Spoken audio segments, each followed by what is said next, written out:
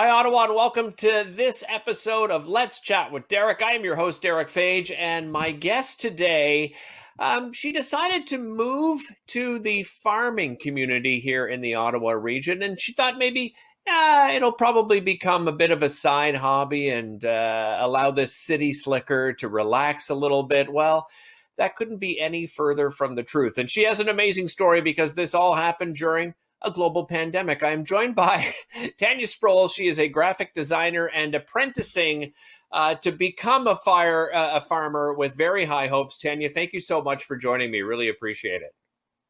Good to see you. Yes. Hi. It's nice to see you too. And before we get to this major move that I mentioned in the introduction, because I that's one of the reasons I wanted to talk to you is about this move that you made, and I can't believe how much energy you have, because I follow you on social media, and Monica and we both think that you probably don't sleep because you just do so much in one day. It's unbelievable.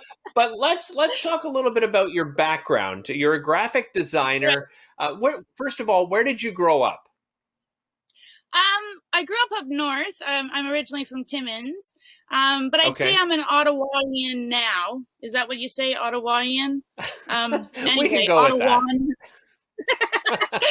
Yeah, no, I moved here when I was in my teens, and yeah, in college I went into graphic design, and quickly sort of started working for myself, and always have. I guess for at least 15 years, I worked for myself and from home. And so in a way, the pandemic wasn't really a huge change for my work because it's always been from home. So I didn't have to go through that rigmarole. I kind of already had done that. Right. But yeah, now transitioning again, sort of, kind of inadvertently. So what kind of Not projects would you have worked on as a graphic designer? Oh, well, my clients are primarily NGOs and environmental sector. NGO, NPO, I guess you say NPO now. Heart and Stroke Foundation, United Way, Wildlands League, folks like that. And I do a lot of print production work and some branding. And I've taught at Algonquin in the past, and I'm an old hag now, really, in the design world. They say sort of a graphic designer has a shelf life of age 35, and then you're supposed to turn into an art director or do something after that.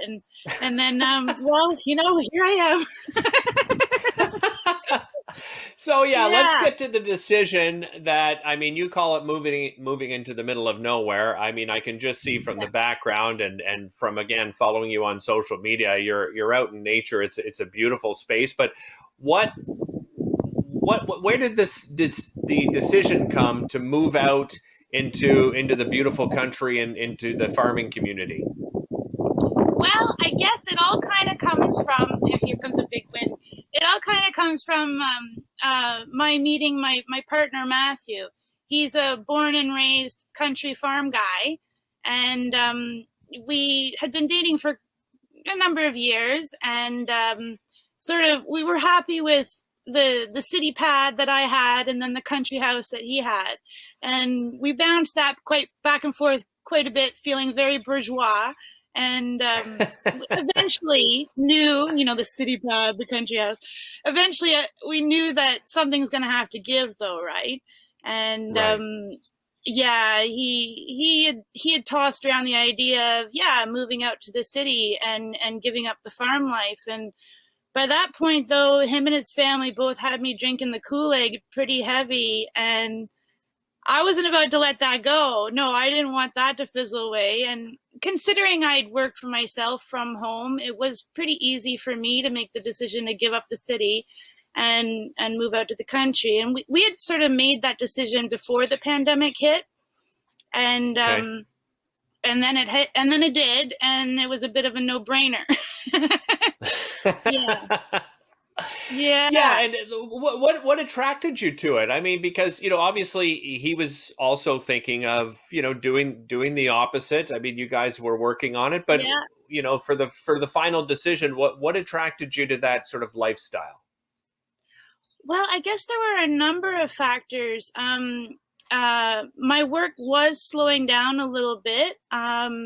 I think probably because everything was shut down and whatnot. And personally, we had a sort of a bit of a hill to sort out and climb, because he works for a senior home, and he's chef and managing the kitchen in a senior home, and so he was pretty book solid. And his parents are getting a bit older and didn't have the capacity to do all the work on the farm. And then here I am, lady of leisure who seems to find herself with some time on her hands. And not that I am by any means the most skilled or knowledgeable person on the farm, but I went full force and decided, okay, here's a hole that needs to be filled. There's a task at hand, and we're in a pandemic, and people need to eat. And so, why not? It's not rocket science, right? Well, yeah, but most people would say, did you go into this with a bit of a green thumb? Like, were you known for that at all? Not at all. Not at all. In fact, a lot of my family and my friends, flabbergasted. My mother, she, I mean, they all laughed at the fact that I couldn't keep a house plant. I definitely had a black thumb growing up all my life.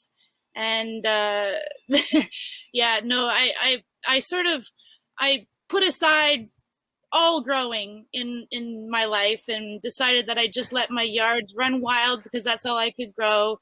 I even killed like a living rock succulent once, and apparently they're indestructible, and killed that. But I don't know. So I was just going to ask, have you been able to sort of use those skills as a designer and implement any of those skills on the farm?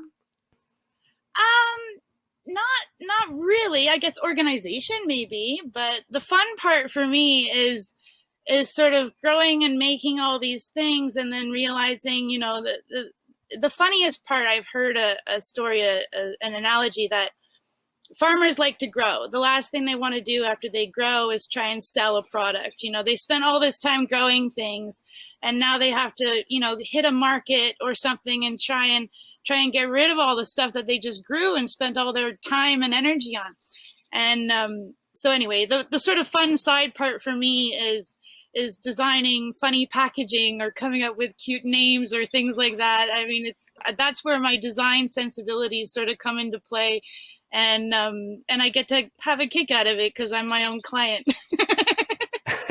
Yeah. So who do you sell to? Is it just people that you know, or do you go to when they were available at farmers markets? No, actually. So the farm has a bit of a funny position in farm world, I guess you could say. It's not a super huge commercial working farm. It's a small, very small organic vegetable farm. There's a couple cow and chickens and whatnot, but primarily it's the family is concentrated on conservation land and growing whatever they can for friends and family. I used to refer to them as the crazy communist farm, because they just give everything away. His dad always says, why do people buy this stuff when they can just grow it? And I'm like, well, that's a good question. Oh, you mentioned the chicken flock. Now, you have a backyard chicken flock. If I remember from social media, it is called the Revolution. Is that right? Tell me about this chicken flock known as the Revolution. Well, yes, the chickens are my new best friends now, because, isolated and whatnot. So I look at the chickens every day. I sort of name all the chickens after female singers or rock bands. And we had a rooster, though, named Prince, after the famous Prince. And he didn't really have any ladies of his own. And so they were all adopted by another rooster, Jojo. And so we got some eggs last year and incubated them. There happened to be 12 of them. And Prince's backing band is named the Revolution. And so I named each and every chick after a different member in the Revolution. And yeah, they're Dr. Fink right now from the Revolution has just hatched 3 new baby chicks, and so we're still trying to think of the names for them, but just days old. And so Dr. Fink has now become a mom, and yeah, it's fun. Oh, that's awesome. You must have so much fun. I do. Yeah. Yeah. I understand as well. Sorry, go ahead, Tanya. Just making funny farm signs and stuff for the chickens is a fun pastime. Nice. You also seem to have some like a seed saving obsession. Tell me a little bit about this and how that came to be. Yeah, so last year, I don't know how many people are aware, but there was a huge seed shortage because of the pandemic. Products weren't able to move cross borders and whatnot. And even seed potatoes were hard to come by. A lot of them come from the States, and it really sort of sad scenario because farmers down there had a whole bunch that went to waste, and farmers up here had almost nothing to plant. And it dawned on me that in terms of sustainability, not saving seed, it seems like the most crucial thing on a farm in order to keep it sustainable and local. And so I sort of took on seed saving last summer as a task, and became a little obsessed with it and saved everything I could. And then I realized in the fall and the spring I have so much seed, geez, we have nowhere to plant it all. So I started packaging it up, and I met this woman, Trudy Briam, who sort of hosts a free seed library in Arnprior, and we call it Seeds of Love. And anybody can pick up a packet, and then whatever, if they wanted to make a donation in return for a seed packet to a local food bank, that's great. Primarily just grow, just grow some food for yourself, and here's the seed, take it, have fun. So it's like a community seed library kind of idea. Yep, exactly. It's like one of those little book libraries, but it's a seed library in Arnprior. And before that, I had been mailing seeds out to anybody who'd take them, and sometimes people who didn't even have a garden, I'm like, just take some seeds and throw them somewhere. Seed on the world. So through this, you're a working farm, as you mentioned. Perhaps a smaller farm than most people might imagine. But as I understand it too, you do still work the farm throughout the seasons. I think I remember you during a period during the winter. You were talking about maple syrup, and you talked about Easter eggs and elderflower. So you were making your own maple syrup as well. Is that right? Yeah, that's a thing, and it's definitely a farm thing. And apart from the actual family farm, they do have another piece of property adjacent. We affectionately call it the abandoned farm, because nobody has time to get to it. But we were walking around there last summer and realized how many maple trees were there, and thought for the future, well, geez, maybe this is our sugar shack operation or something like that. So we did a little test run this spring, or late winter spring, and got some equipment and figured out how it all goes, with some help from the cousins who have a bigger maple syrup operation, and they sort of handheld us virtually, telling us whether this is the right way, this is good, it's a bit thin, or something like that. And we're going after the big trophy, the big boiler trophy in the future for sure. Nice, I love it. And you've been doing a lot of like pickling and preserving. Is this something that's new to you, or did your mom or grandmother do it? Because you did a lot of it. Like, I couldn't believe how much you did.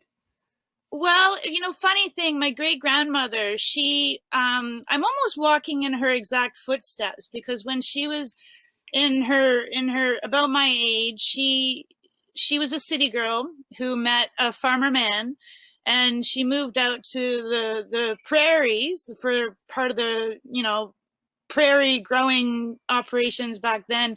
And yeah, so I imagine she did a ton of all this stuff, and if she were around this day, she'd be giggling that I'm doing the same thing. But no, I have no background. I've never pickled. I've never done any of these things. But YouTube is your friend. It has a lot of information. It's true though. Yeah. Like so many people, I think, and that's one of the reasons why I wanted to talk to you, especially during, the pandemic, because what I have found is a lot of people are going back to things like that, right? They're looking at doing, quilting and sewing and, preserving and pickling. Is it something that in your experience you've seen as well, that as you've shared it on social media, other people are asking you how to do it, or, oh, I'm doing this too? It seems to have brought us back to that kind of thing. Oh, I absolutely agree. No, yeah, absolutely.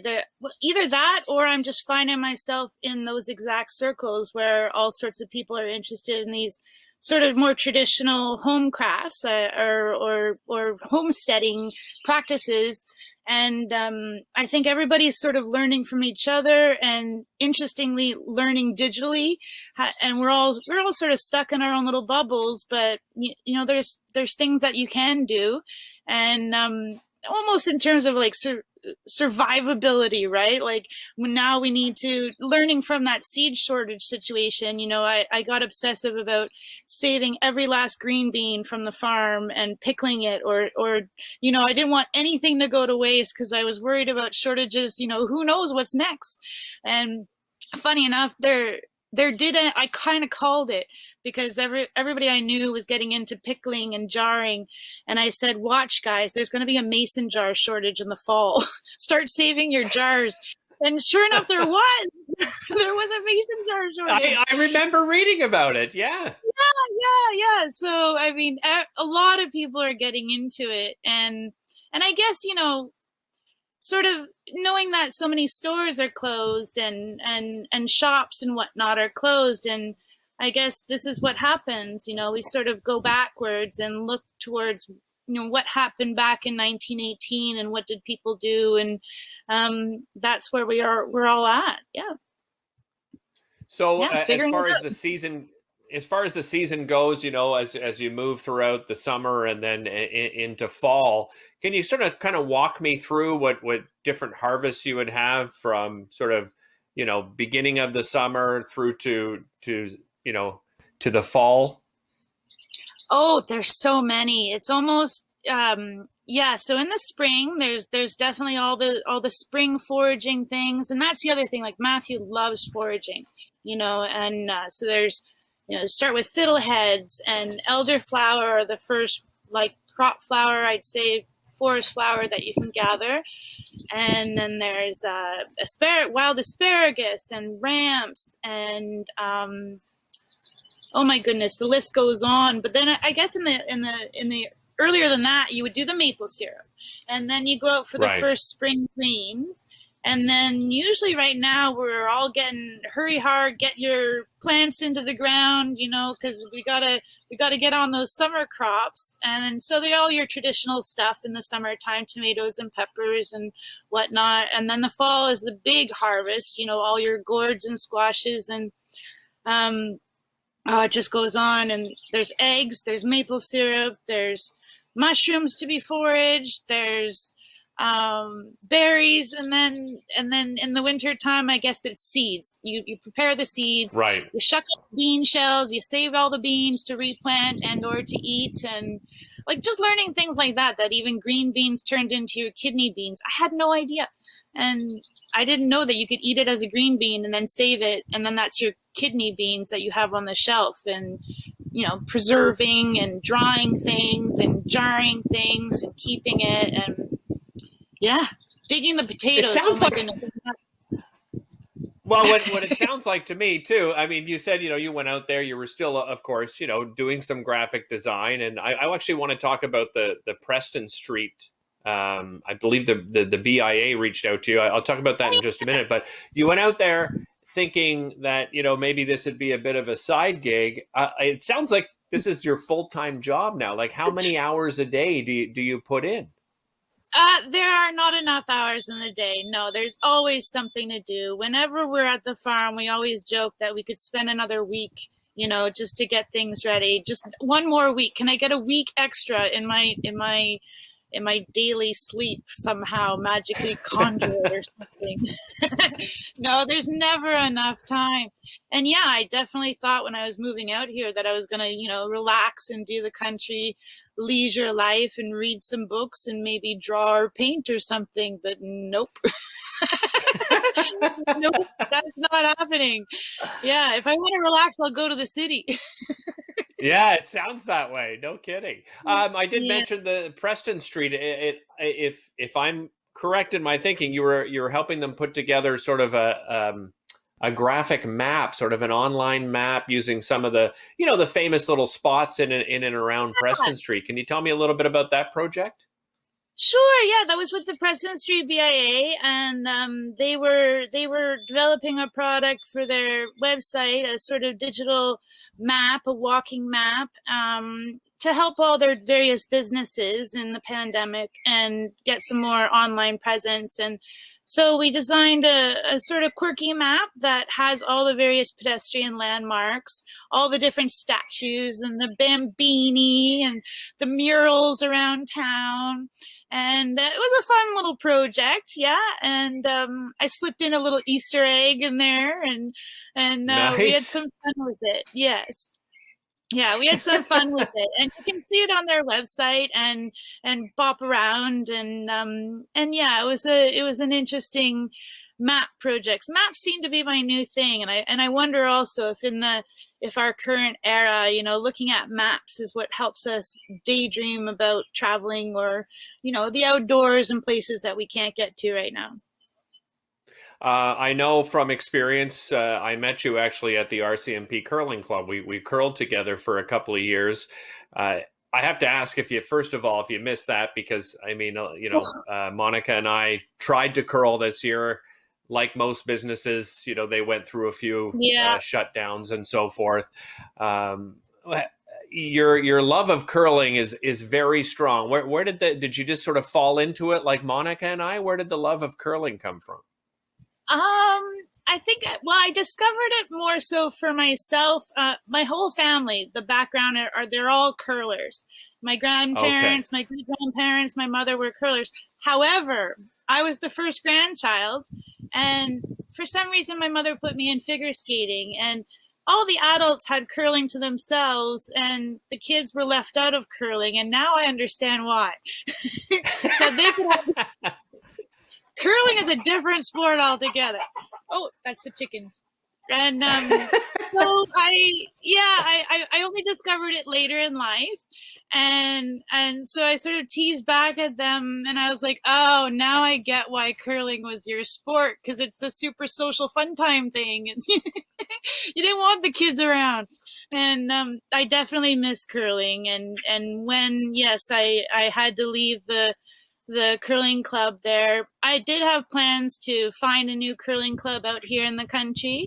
But then, as we know, that wasn't possible. But I was adamant I was going to build my own sheet out here, and unfortunately I didn't get around to that. So I'm going to have to invent some more hours in the day in the winter time and build myself an outdoor curling sheet.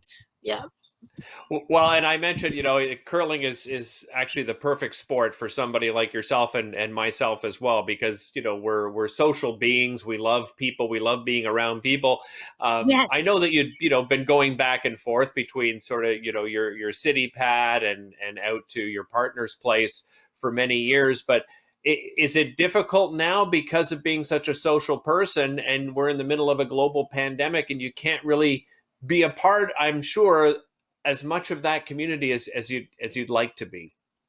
Absolutely. I'm a very social creature, I'd say. But then I have been known to sort of disappear for a little bit and regenerate, let's say. And I'm either on or off, and I take my time, and I think during all this I've learned how to keep myself occupied and social and just be off the entire time. And I definitely miss social activities and going to see bands and hit the clubs for the shows, and any live music I'd go and see that. And yeah, I was known, I guess, as a bit of an extrovert, and now I've done a complete 180, 360, whatever it is, and in the pandemic, gone and isolated herself in the middle of nowhere. So what's the biggest thing that you've learned, moving into this sort of new lifestyle? What's the biggest thing you've learned about moving into this, new lifestyle, living on the farm, enjoying the beautiful outdoors, but working your butt off? Yeah, I have to go back to that black thumb of mine that I had, discovering in my 40s here that I can have a green thumb and do it, 110%. And I think keeping myself occupied with things like that and growing in the outdoors has really shown that, I can do it. There's things personally that, it's hard to describe. You get older and you think, oh, you're going to be set in your ways. This is the rest of your life, and this is what I'm going to do. And here I am. I don't even remember my old self. Barely remember my old self. It's a complete change. And I don't know who I was almost 2 years ago anymore. Yeah. So much has really changed. Well, yeah. and obviously for yourself, change for the better, right? Yeah, I'd say so. I feel almost that if I had stayed in the city, what would I have done with myself? I might have been watching a lot of Netflix, or I had a postage stamp backyard. I would have been aching to get out and see people and go to shows and do all the things.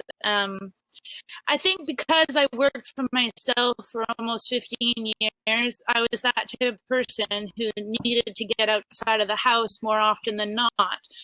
Being inside the house all day long, having an office in the house meant that you should go outside and do something and get a little bit of vitamin D.